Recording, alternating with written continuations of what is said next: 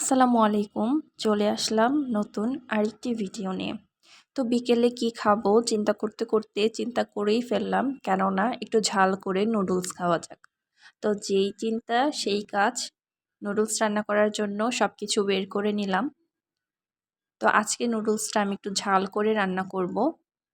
তো চিকেনটাকে আমি আগে থেকেই ম্যারিনেট করে রেখেছিলাম। তো আমার রান্না করার বাহিরের ভিউটা একটু দেখিয়ে দিচ্ছি।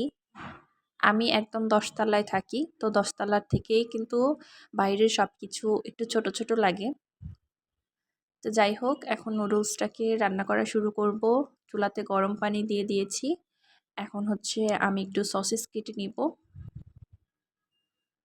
তো বেশি দিব না, একটা সসেস দিব, কারণ হচ্ছে চিকেনের পরিমাণ অনেক বেশি। আর নুডলসে সসেস খেতে আমার খুব ভালো লাগে। আর সসেস এমনিতেও আমার অনেক পছন্দ। তো আমি হচ্ছে ছোট, ছোট করে সসেসটা কেটে নিচ্ছি।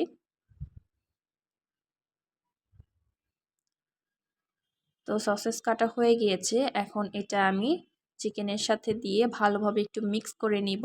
আর এই চিকেনে সব রকমের মশলা দেওয়া আছে। আদা রসুন বাটা, মরিচের গুঁড়া, ধনিয়ার গুঁড়া, জিরার গুঁড়া, গরম মশলার গুঁড়া আর একটু গোলমরিচের গুঁড়াও আছে। আর ওই যে সাদা যেটা দেখা যাচ্ছে ওইটা কিন্তু চিজ। তো আজকে নুডলসটা আমি একটু ঝাল ঝাল আর চিজি করে বানাবো।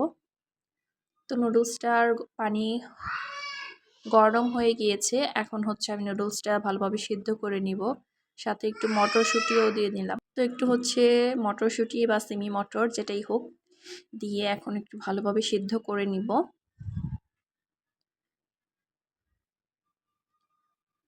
তো নুডলসটা কিন্তু প্রায় সিদ্ধ হয়ে গিয়েছে। এখন হচ্ছে নামিয়ে নিচ্ছি। তো আমি একটু ঠান্ডা পানি দিয়ে নুডলসটাকে ধুয়ে নিব। এখন হচ্ছে মেইন প্রসেসিংয়ের পালা। তো প্যানটাকে আমি হচ্ছে চুলাতে দিয়ে এতে তেল দিয়ে দিচ্ছি।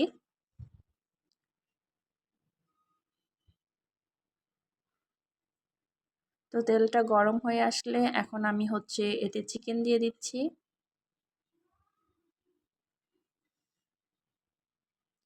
আর চিকেনের পরিমাণ অনেক বেশি হয়ে গিয়েছে। একটা নুডলস অনুযায়ী চিকেনটা অনেক বেশি হয়ে গিয়েছে। তারপরেও হচ্ছে সবগুলো চিকেনেই দিলাম। তো এখন খুব ভালোভাবে আমি চিকেনটাকে ভেজে নিব। আর চিকেনের সাথে কিন্তু একটু গাজরও ছিল আর চিংড়ি মাছের পা ছিল কয়েকটা। তো এগুলো হচ্ছে আমি সাসলিকের জন্য ম্যারিনেট করেছিলাম। তো সাসলিক বানানোর পরে যে অবশিষ্ট রয়েছে সেটা দিয়েই হচ্ছে আমি আজকে নুডলস রান্না করছি।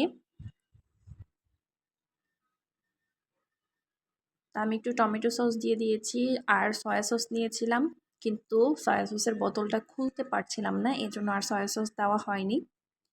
তো খুব সুন্দরভাবে আমি একটু সময় নিয়ে সবগুলোকে ভেজে নিব। আর এটা ভাজার সময় এত সুন্দর একটি স্মেল আসছিল। কালারটাও খুব সুন্দর হয়েছিল, কিন্তু ভিডিওতে একটু হলুদ হলুদ দেখাচ্ছে, কারণ ফোনের লাইটটা অন ছিল এজন্য।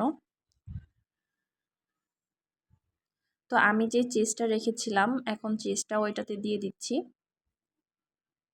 কারণ চিজটা মেল্ট হতে একটু টাইম লাগবে। তো চিজটার সাথে আমি সব কিছু খুব ভালোভাবে একটু মিশিয়ে নিচ্ছি। আর আমি এটাতে কিন্তু কোনো লবণ দিইনি, কারণ হচ্ছে যে চিকেনটা আমি ম্যারিনেট করে রেখেছি সেটাতে অনেক লবণ ছিল পর্যাপ্ত পরিমাণের, যার কারণে নুডলসে আর কোনো লবণ প্রয়োজন হয়নি। তো নুডলসটাকে দিয়ে আমি খুব সুন্দরভাবে নেড়ে দিচ্ছি।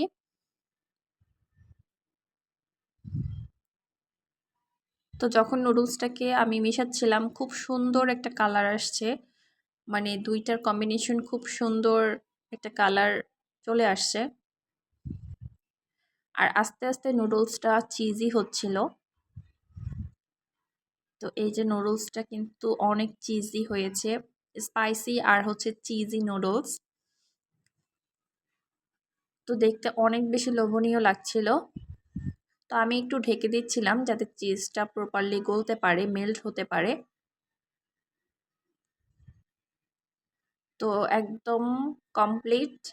তবে আমি হচ্ছে উপর দিয়ে একটু অরিগ্যানো দিয়ে দিব, কারণ অরিগ্যানোর ফ্লেভারটা আমার খুব ভালো লাগে।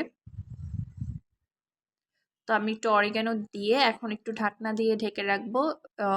এটাতে কিন্তু অরিগানোর ফ্লেভারটা পুরো নুডলসে যাবে। তো যাই হোক, রান্না একদম কমপ্লিট। এখন হচ্ছে আমি বেড়ে নিচ্ছি। আর এই যে এটা কিন্তু নুডলসের রিয়েল লুক। তো ফোনের লাইটের কারণে একটু হলুদ হলুদ আসছিল কালারটা। তো এটাই ছিল আমার আজকের রেসিপি। আল্লাহ হাফেজ।